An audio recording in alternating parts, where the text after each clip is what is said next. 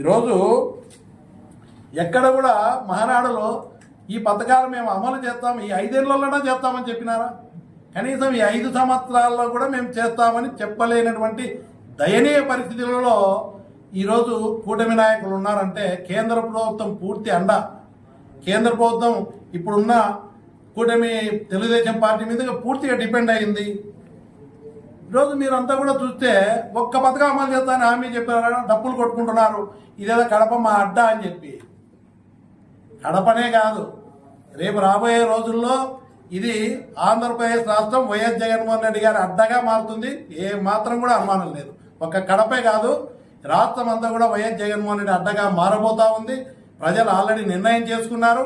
ఈ మహానాడు తీసుకున్న తర్వాత, ఈ మహానాడు చూసిన తర్వాత ప్రజలకు ఇంకా 1 సంవత్సరమో 2 ఏళ్లకు 3 ఏళ్లకు వస్తాయని నమ్మకం ఉండేది.